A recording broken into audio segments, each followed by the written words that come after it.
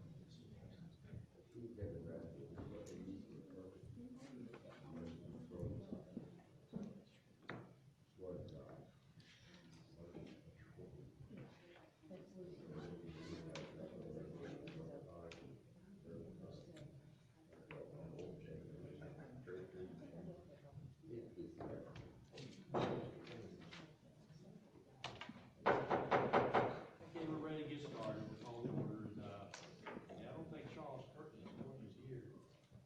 So Scott Kimmings will say the prayer, and then we'll say the pledge of allegiance. Gracious Heavenly Father, we thank you for the opportunity to gather here tonight to do the business of the people. We ask that you give the elected officials the wisdom and the guidance to do those things that are pleasing unto you.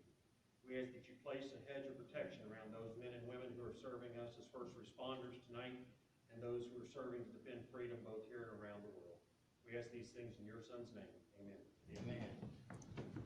I pledge allegiance to the flag of the United States of America and to the republic for which it stands, one nation, under God, indivisible, with liberty and justice for all. Thanks, Scott.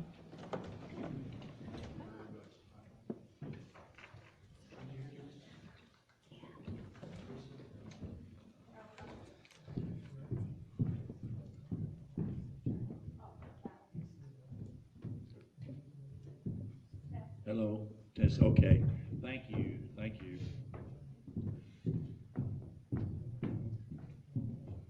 Okay. All right. We need to review and give approval of the agenda. I make a motion that we approve the revised agenda as presented. I will second. Mr. Kimmy, call the roll. Mrs. Riley? Yes. Mrs. Colbert? Yes. Mr. Newman? Yes. Judge Wood? Yes. Motion carries. Now we got the minutes of the meeting held November 7th, 2016. I need a motion to approve.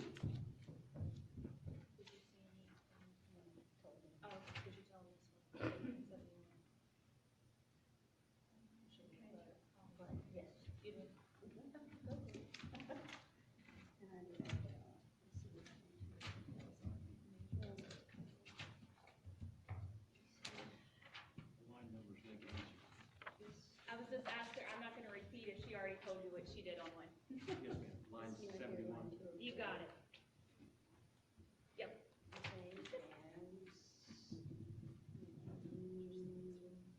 Yep.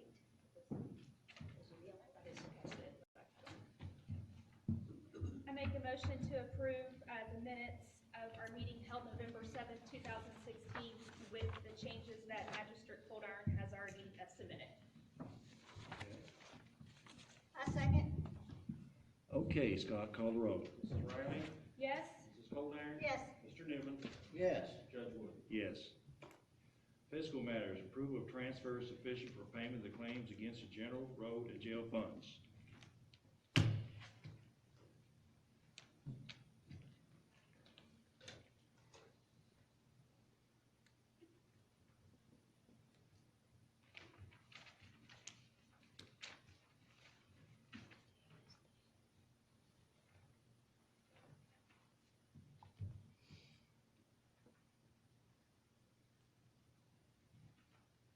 I make a motion to approve the request of transfers as presented this evening against the general and jail funds. I second. Scott, call the roll. Mrs. Riley? Yes? Mrs. Coldiron? Yes. Mr. Newman? Yes. Judge Wood? Yes. Approval of claims listed dated November 21st, 2016 against the general, road, and jail funds.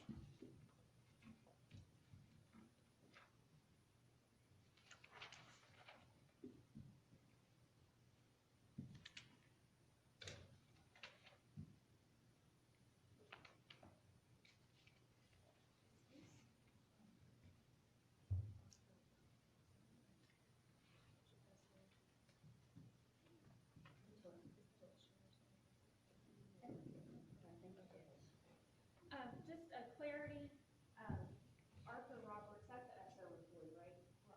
Last name Roberts, I recognize, but the first name I didn't. Okay, I just want to make sure. And then on the jail fund, there was a claim made out for Pat on, page 2 of 2 for the jail fund. It's an insignificant amount, but it's What was it? I'm sorry. $6.23, and it's reimbursement for something, but it was just unique because it was on the jail fund. Okay. I think she did. I can't explain, but but I don't want to say it, but I'll ask her tomorrow. It was for some mailings that I think it she was, had to yeah. rush Okay. to the post office. I think it And was, then she had to pay it out of her pocket to match. yeah, I think to so. meet the, Got it. Well, I just knew She it had to be a explained that to me this unique morning. situation considering I hadn't seen this out.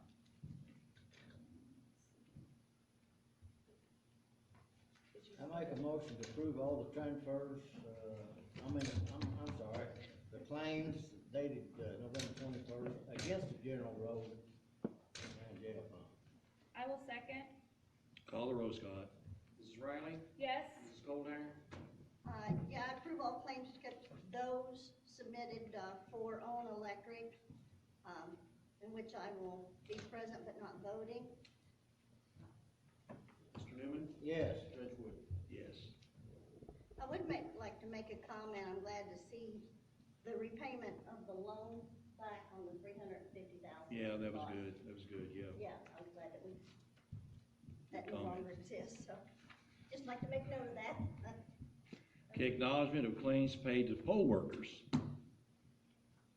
which was a lot. Yes, And looking for action? Yes. Okay. I make the motion to pay, the poll workers as presented. I second. Call the roll, Scott. Mrs. Riley? Yes? Mrs. Coldiron? Yes. Mr. Newman? Yes. Judge Wood? Yes. Approval of request of the county treasurer to provide for the transfer of funds in amount of $223,000 between the general and jail funds to provide for the payment of contractual obligations to Southern Health Partners and to provide for the payment of payroll pending receipt of incoming state funds.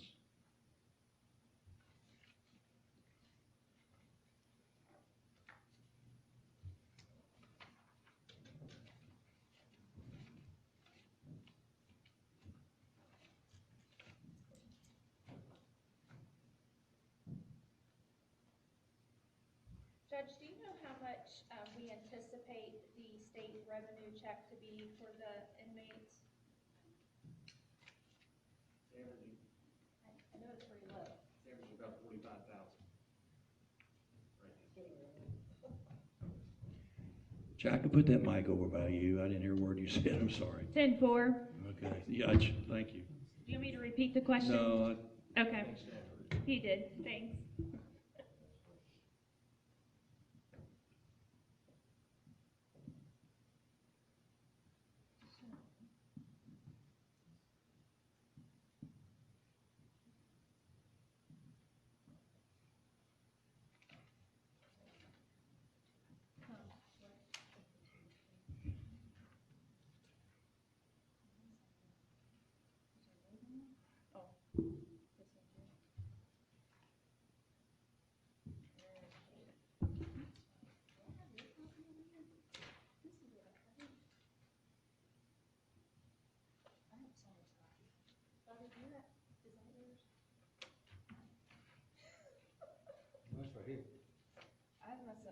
special, I got two copies. Is a motion? No, we're figuring out papers over here.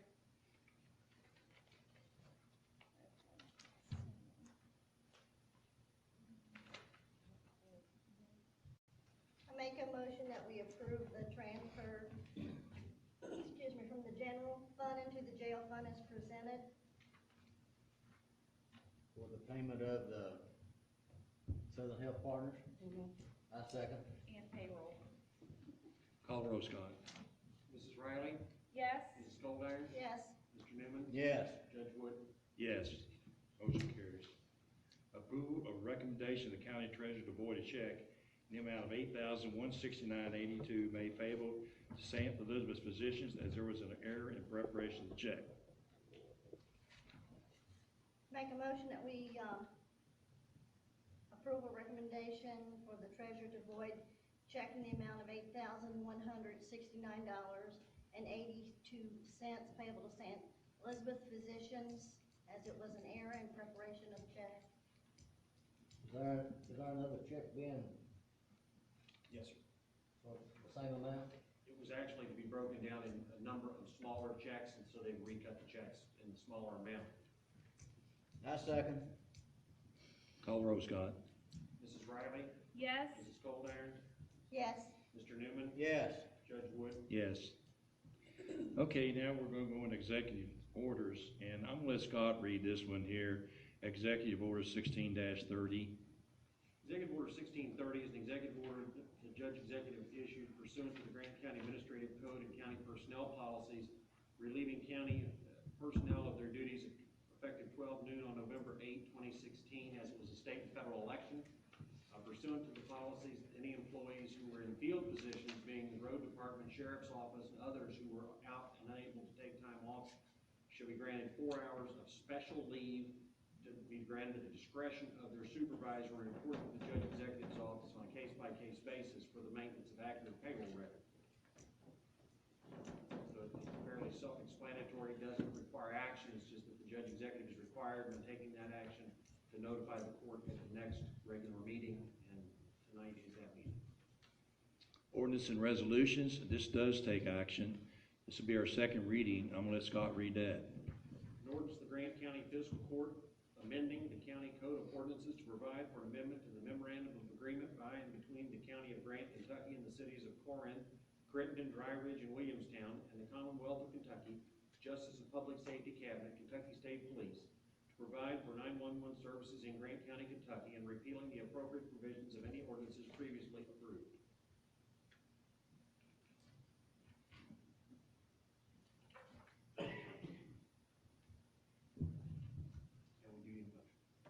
Yeah, we do need a motion after you all have absorbed that. Yeah, I'd like to reiterate, I think, Scott, I sent a question to you earlier in the day that this actually does not bind us to any taxing or anything at this point for the upcoming 911 services that we're trying to negotiate. That is correct. It's just agreeing that we agreed to have the 911.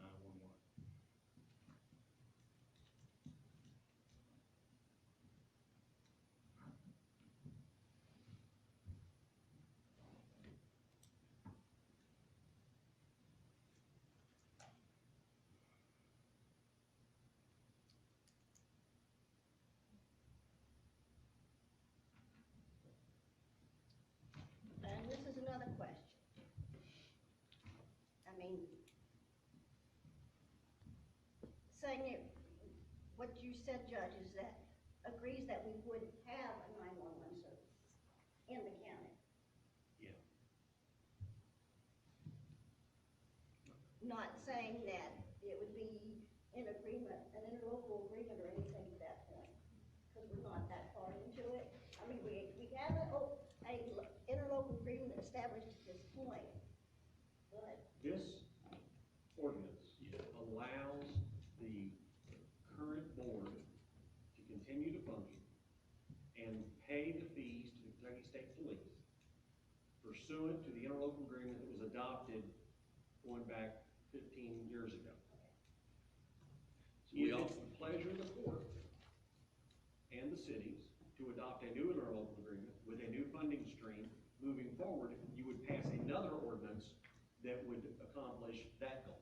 This simply keeps things, maintains the status quo until such time as the county and the cities are able to reach consensus on how to move forward. How do you vote? Did I state that correctly, Sheriff? Yeah. Cause as, at the conference last week, I mean, they I questioned specifically in one of the sessions about the mandate for 911 service in a county. And there is no actual mandate that a county have in 911 service. It is not statute. I just, Well, I don't know how these other two ladies feel on this, but there's so much scuttlebutt out here in regards to 911.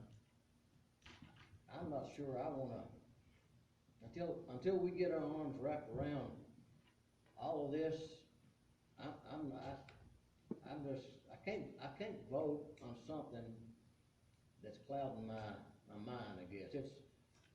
We've had discussions on it, I know we're gonna have further discussions on it, but right now, the information that I've received is cloudy, and I can't move on.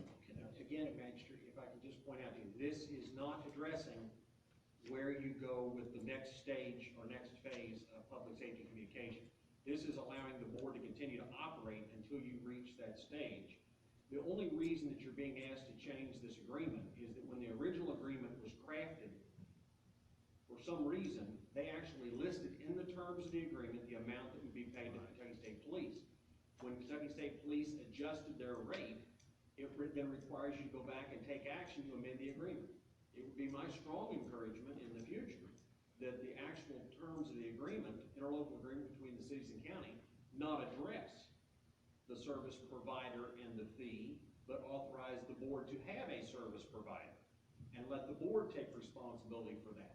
But until that action is taken, this is the only mechanism to continue to provide 911 services in Grant County. I think all the cities that vote on But this. did I miss something the other night? And weren't we told that the state police gave a mandate of 30 days or something to?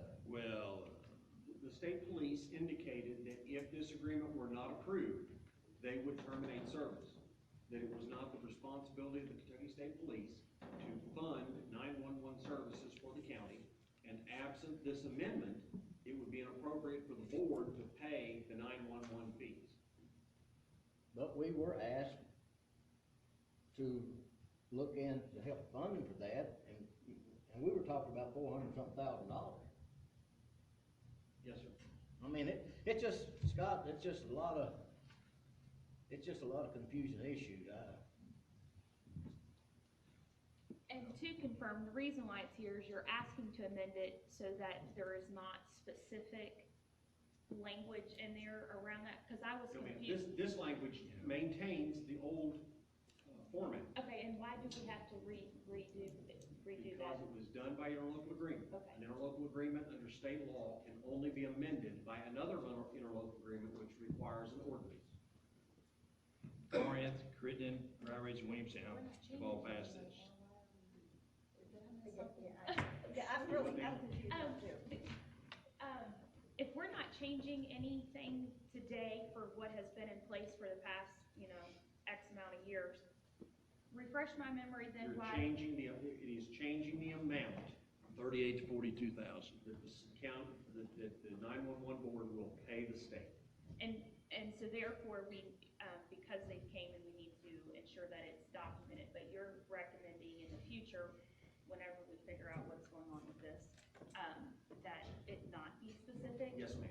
But the last one was 38, and you're requesting that we update this to Yes, reflect? Okay, I'm with Bobby, I'm like, did I miss something, or did I This not? is simply changing the It's- language to allow for the adjustment to the rate as mandated by the Kentucky State Police for them to continue to provide the service.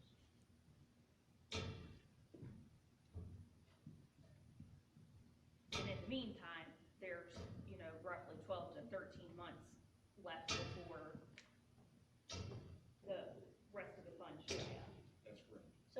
basically what this ordinance doing is approving the rate increase by the Kentucky State That's Police exactly to us. That's what it's doing. Yes.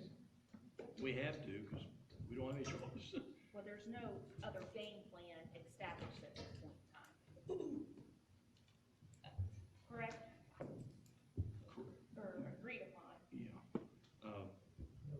Well, it just, the meeting was, other night was informative, it was educational, but, when most of the meeting, our discussion was on that dollar value with no funding except out of the general fund dollars. And, anytime you mention $400,000, up front, and they give us 30 days to pay it, and we gotta come up with some kind of a tax base to raise that money, that's what's got me confused. That's a lot of money to come up with, when there's no money in that general fund. I'm just confused, I'm sorry,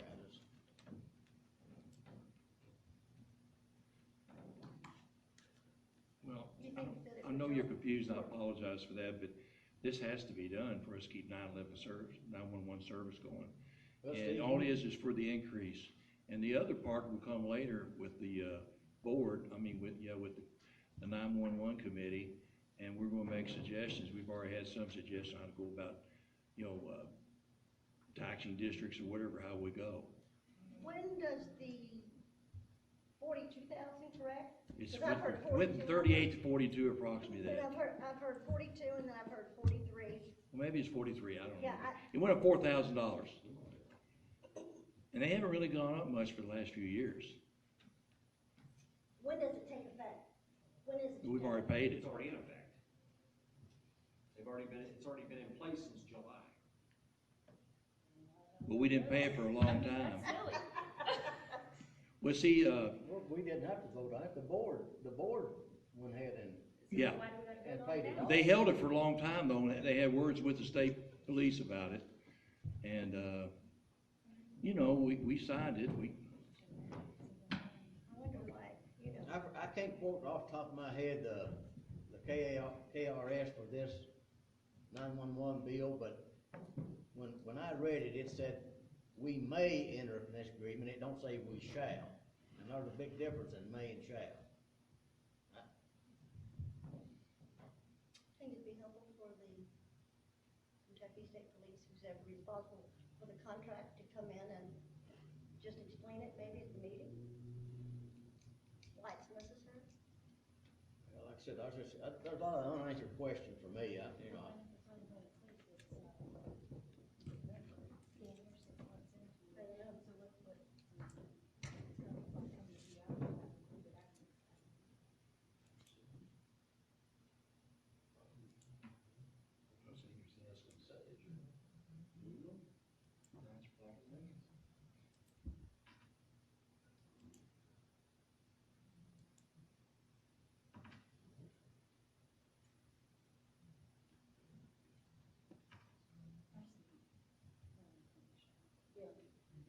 As I say, would it be more, Mr. Wells and the KSP to come and speak?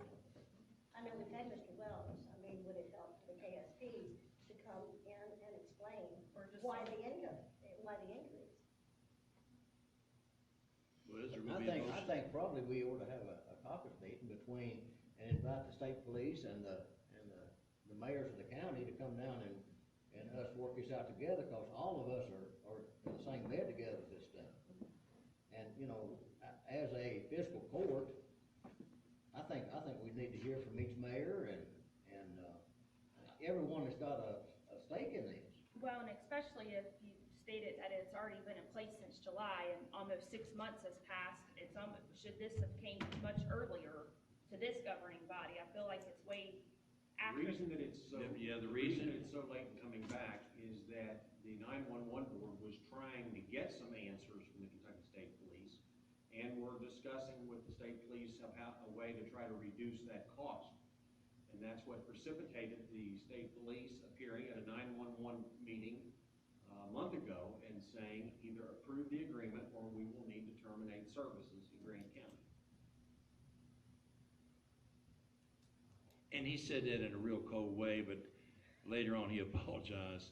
But the truth is, they've got, see, we held the bill for over, what, 90 days, Scott? And you know, we gotta pay our bills.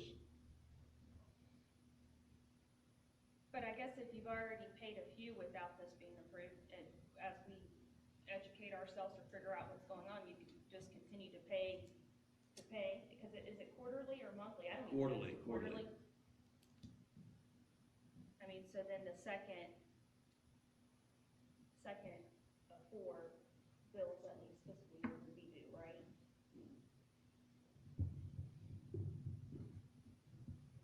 And to your point, Magistrate Newman, I think that each of the cities recognize the difficulty with long-term solutions. But each of them have adopted this amendment to the interlocal agreement as the stopgap measure to keep the service alive pending a long-term development of a long-term viable solution to the problem. What is, But all what's the cities have timing? approved it. Okay, that's what I'm gonna ask. So, Dry Ridge, Williamstown, Creighton. They've already approved it, yes, Okay, ma'am. and then what, Judge, serving on the board, what is the anticipated, turnaround time to come back? You know, as Scott just indicated, this is a stopgap measure, a Band-Aid, if you will. What's the turnaround time to more adequately address the funding? Like, I mean, Well- because we know, Chuck's on the board too. You know, we're getting ready to make a move here to get funds in, and you probably read in the paper what we've been talking about and everything. You know, we're gonna run out of money in less than a year. Well, about a year from now. right, and I guess the part that I also struggle with, and I shared this in the caucus, last week, a week and a half ago when we met, it's hard, I think, to, look at just addressing 911 when I feel like from a public safety period, whether it be law enforcement or EMTs or firefighters and this 911 to only address one avenue, so hopefully that could be a part of the long-term solution, you know, because the current fire dues that are in place don't adequately support, you know, 2 of our small communities, you know, 2 cities that we have, so, I mean, I understand where we're at, and, as we talk further, I draw upon prior conversations, where, so in theory, 4, 8, 12, 16, anywhere from 16 to 18,000 a year is what the county's increase will be as a result of this. And then on the flip side, we've got roughly 12 months until the account dries up because they've been borrowing from it for so long. But that's, you said 16 for the county? No. Right, if it's 4,000 a quarter, 4, 8, 12, 16,000 a year. We don't pay all that. We don't? We pay our share. Williamstown pays their share, Corinth pays their share. Oh, okay, I thought this was just for the county. No, it's not just for us, portion. no. Okay, Everybody pays their fair share, you know. see, that, I'm educating myself, that's about how much I know about this. No, that's okay, Jacqueline. I'm glad you're asking. Well, If y'all want, for the folks out here in the audience that weren't in our meeting, what stuck, I guess, in my craw was, when 911 board was first started, the funding came from, home phones. 16,000 of them or so. That was like 25,000 home phones in Grant County, and that's where the tax money come from. Well, we were told in this meeting a couple of weeks ago that everybody's want the cell phones, and there's about 5,000 home phones. Well, we cannot tax cell phones, but they want the landowners that pay property tax to fund this whole system. Well, we've got, as a federal court, we've got to come up with some kind of tax base to make up the difference. And that's what's got me confused. But now you make up the difference. Once we move from the landlines, we go to a whole new platform of collecting the revenues. We can't continue to collect from the 5,000 phones and say on a land bill. let me make a And suggestion. we gotta have 911 service. Yes. I mean, we're not arguing that at all. Absolutely. You know, we got to definitely have 911 service, but we got to find out where we can pay for it. Let me make a suggestion, Bobby, all 3 of you all. Come to the 911 meeting is open. It's an open meeting. Y'all come and listen to what everybody, Jimmy and all the guys are saying. what we're trying to do. I mean, that's the best way to learn. Yeah. Go ahead. If you, I just asked Chuck, if you look at your 911 cell phone bill, when you get it, if you get a bill, there's a surcharge on there, but Chuck just explained to me, that's divided out all over the state, that's just not for this county, but. And it doesn't come back to. You the talking about cell district. phone, Bobby? Yes, it I'm goes back sorry. That does. Your You're talking- cell phone. That's why, yeah, okay, you're Yeah, right. if you get your cell phone Yeah. bill, there's a surcharge done on there, that's, goes to the state, it It don't come back to the here. county, no. No, and it only goes for new generation, 911 servicing. Right. State passed I wish it the didn't. 911 fees on cellular phones and. I was on that board at And one time. reserved for themselves all the money, with the exception of, I think, about 4%. It comes back to the counties. It's minuscule, minuscule. And that's what they're using to build out their system. So, oh, he was on the board. Yeah, that's a problem, right? Years ago, before it went to state police. At the county level, At the county level. Well, but when the county went to the state police, the question then should have been asked, or should be asked, if you're operating a public safety communication center, PSAP, public safety answering point, in Kentucky, every jurisdiction gets an amount of money, straight out of the CMRS fund. Because the county went with the state, we lose that money. So the question would become, why do we not get credit for that against our state police bill? But those are some of the questions that we're asking, and right now we just haven't gotten much of an answer to.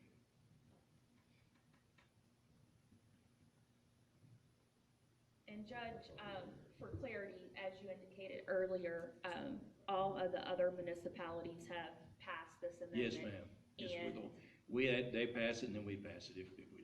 Right, and then, in theory, this would have already been passed this Yes, summer. yes. Okay, Well, 'cause no, that was- just recently.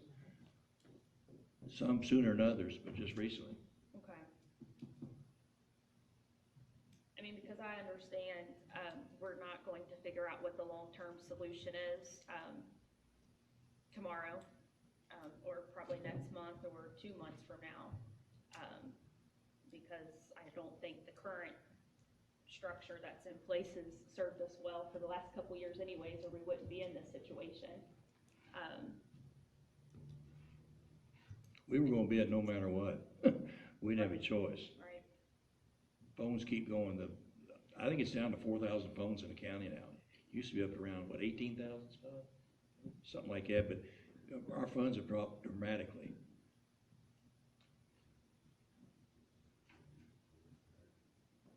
Well, the funding is actually in essence, it is the same, but relating to this issue, it will eventually be the funding, but this issue is the hike that the KSP has put back to the county for the cost of services. So, Right, the annual Yeah. 16 to 18,000. Right. Yes. Did they ever, come back and share with you, were you gonna No. ask? The answer is no. Yes, we asked the question of a breakdown of Yeah. the expenditures, and no, we've not gotten a response. Not yet. because I'm under the understanding that the KSP also has 2 other counties in the state, Kentucky, our post, that contribute, that they do the 911 dispatching for also. And what is their, contribution to this game also? That we're not the only county that this post does dispatching for. That's true. And did the KSP bring that to light? What is the population of that county? And how much services do they provide and what are they getting back from them also? I mean, I there think just it's seems just that, Robertson County, I- which is very small. yeah, but I think there was one more. And they could have been, the stats I was looking at date back to about 2009 of the 3, that said they had 3 counties. I can't remember what the third one was. When the county entered into this agreement, the fee was to cover the cost of 2 dispatchers, the salaries for those dispatchers. The state has explained that their new formula includes soft costs associated with those employees to include pension costs, health care, and general operation of a dispatch center. So that's their explanation of how the cost has increased. We've asked for more detail and we're awaiting a response, but that was their quick and dirty answer was that it had to do with, the initial agreement was for 2 employees, or salaries of 2 of their lowest paid dispatchers, even defined the lowest paid.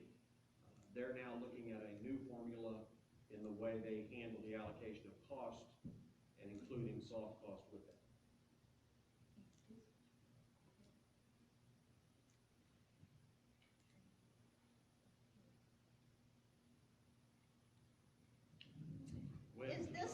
Is this an excerpt of the ordinance itself? Yes. It's just the title and summary. The original ordinance, the whole ordinance was sent in your last packet. We had a first reading on this. I didn't see any, like, the moving, like, from 38 to 43. Like dollar amounts. Dollar amounts. The dollar amount. There was no dollar amounts, no. This year, dollar amount just came up. She was just saying she don't recall reading it. I don't remember. Well, when I read it, I couldn't, that's why I See the kept dollar getting amount. concerned with the interlocal, was we approving a new, a new interlocal agreement again, or, but this is just more or less an amendment to the agreement. is Yes. what it says.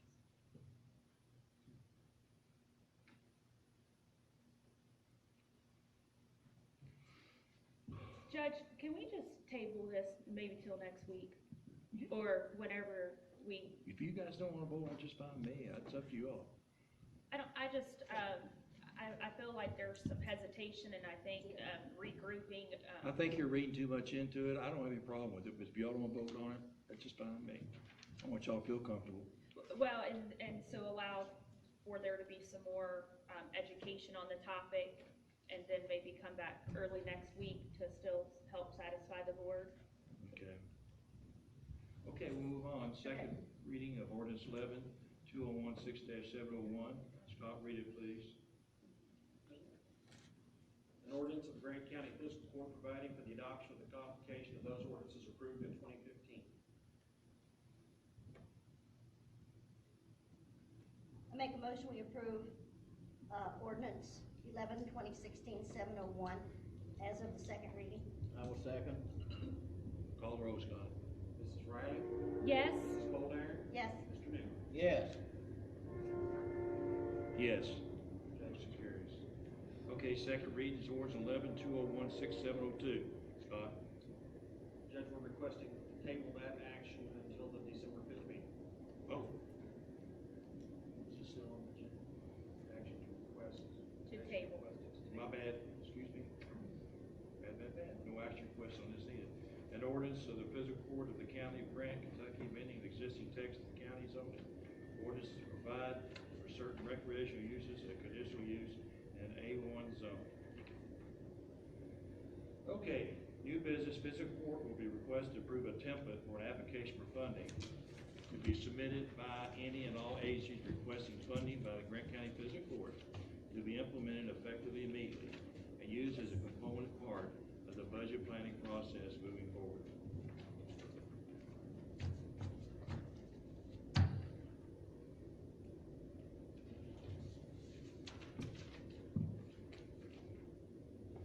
This is a great idea. Yes. And I love the organization behind it.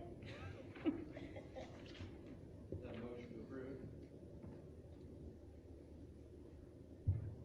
I make a motion to approve the template.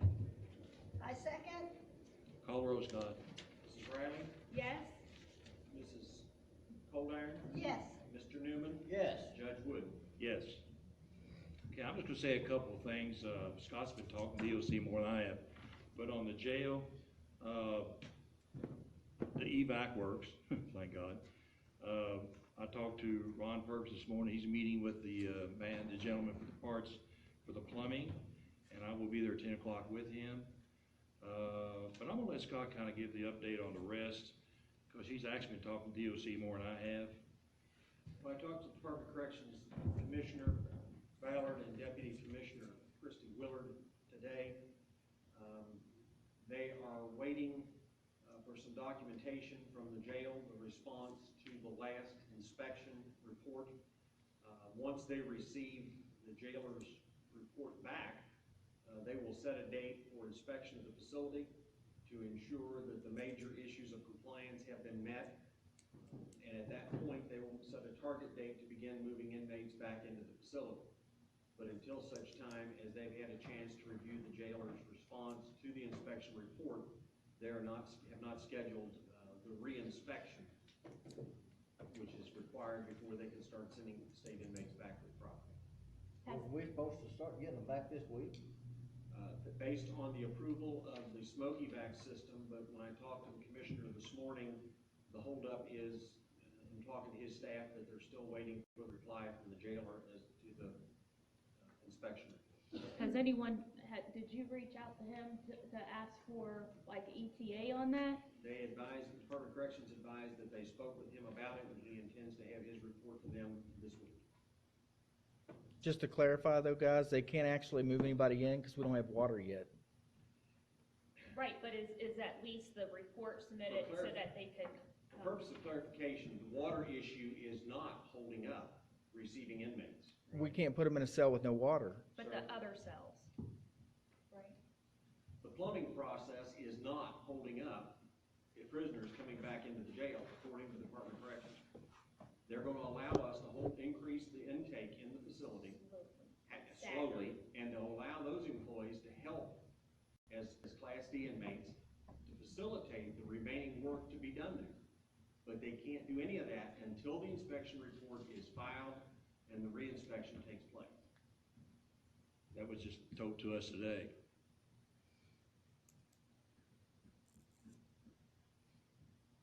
Okay.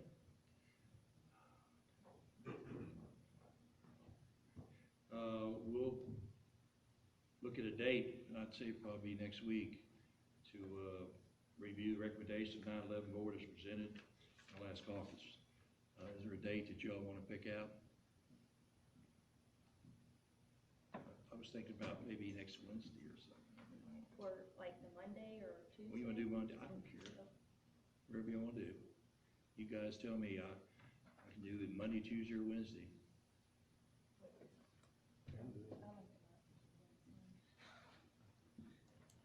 Or if you want to get back with me via email or something tonight, or text, check your calendars, let me know, I'll send it. Wednesday is fine, Wednesday, okay? Wednesday. Okay, so it'll be Wednesday, that'd be Scott. That'd be like November, yeah. November 30th.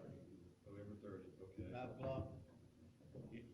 Yep, that's okay with Yes. you two. Okay, my judge executive report, I got really good news for everybody. The mayor of Corian got a new liver last night. It came in and they operated this morning. Of course, he is in, it's what do you call it, in intensive care, but he went through the surgery really well. He'd been waiting forever for a new liver. I didn't think he'd make it. I thought he may die.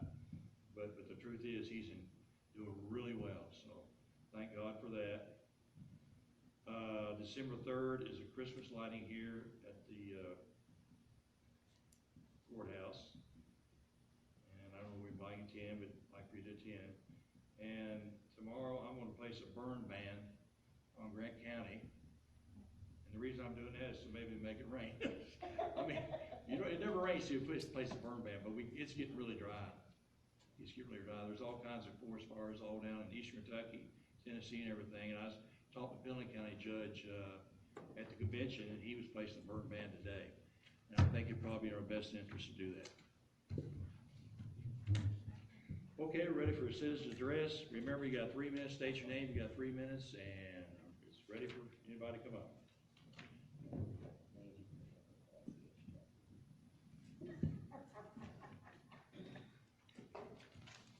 Good evening. Can you hear me? Can you hear? Okay, I'll just talk loud. Good evening, I'm Tabitha Clemens, and I want to first thank the fiscal court for allowing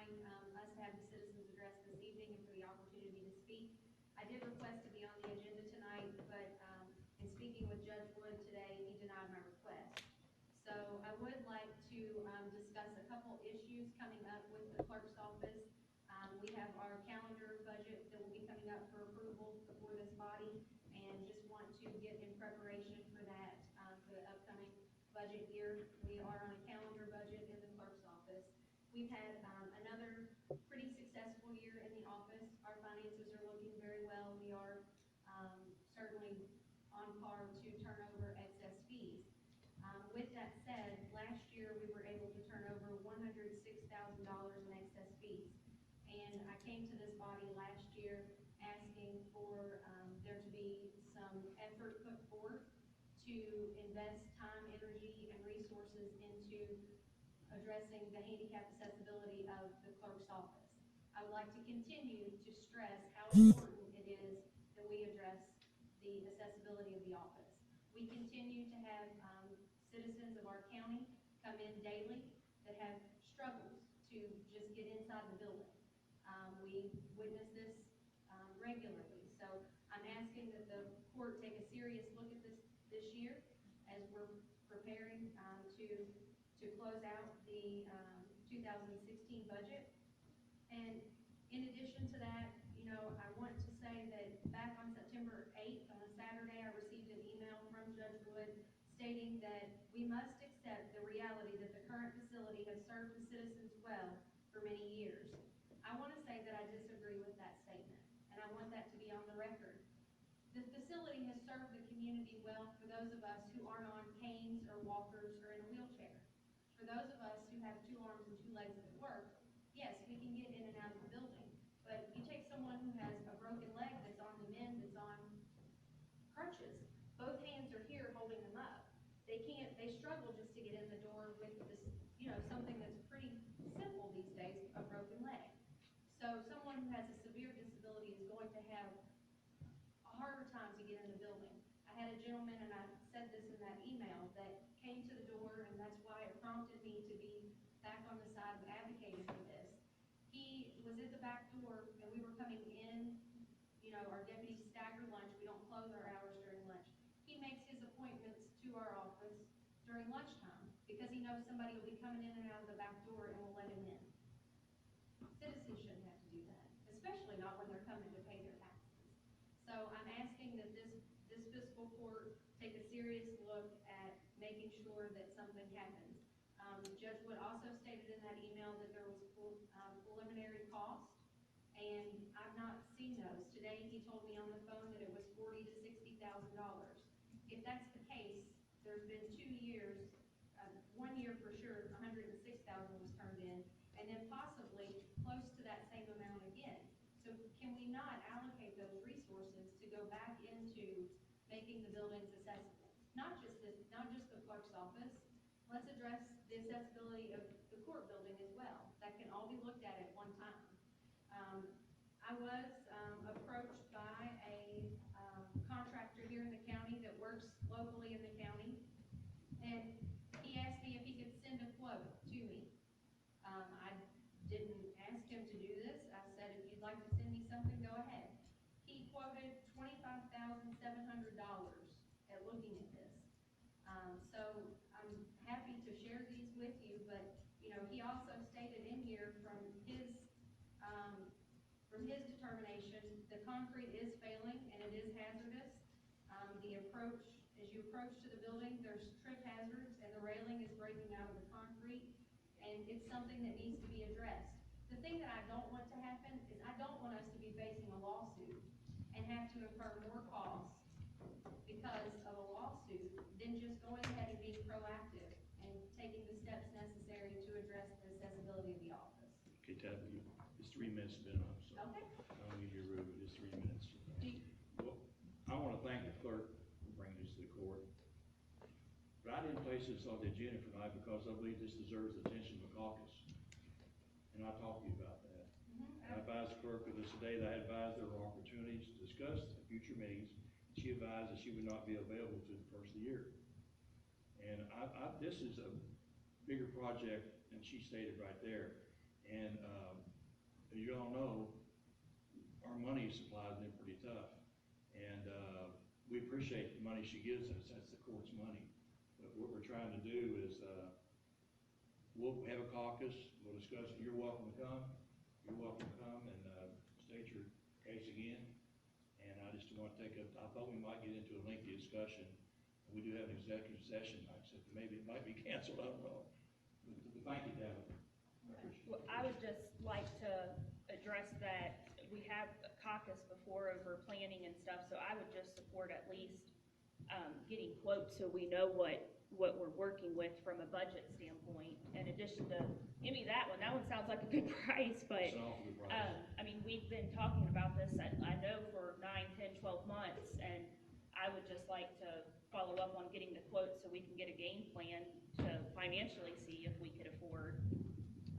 Another thing I'd like to share, about a week ago, I did have a constituent call, and they told me we had one of the best kept secrets in the world with the handicap access that we have at the back of the door, that it's not advertised, and that, you know, it does need some sprucing up.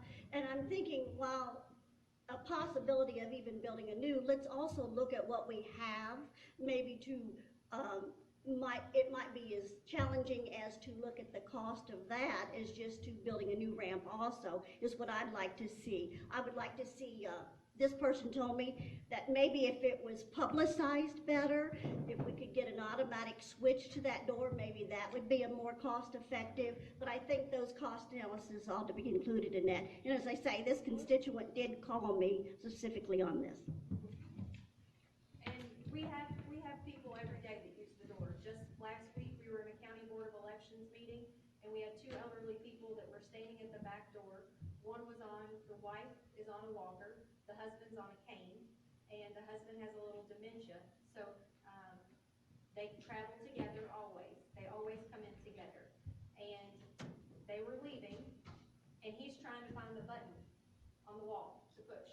And she said, you know there's not a button on this door, you have to push it open. Well, Chuck happened to be leaving my office and opened the door for them to get them out. The issue there lies that her walker got caught up in the concrete that's all breaking up around that. Well, that's what I'm saying, Tabitha. Maybe we should look at maybe resurfacing that back there. That'd be a cheaper method. And The only concern that I would have back there is that you're on a slope. And I'd like to know if that slope is considered still accessible from point A to point B. So where you would be parking to where you actually come in.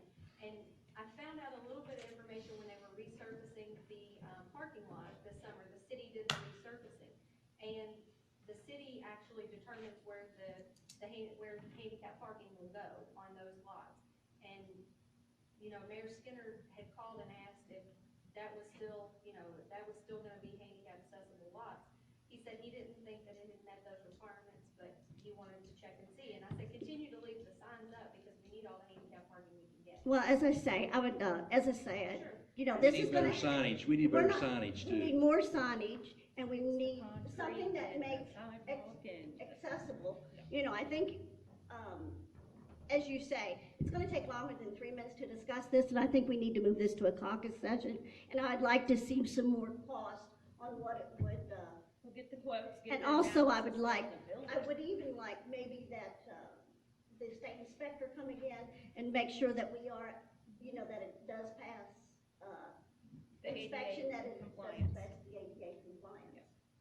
But I think we could spend all night discussing this. I think it needs to be discussed at a later date. Thank Okay. you.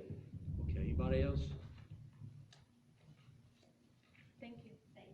Thanks, Tabitha. Anybody else got anything?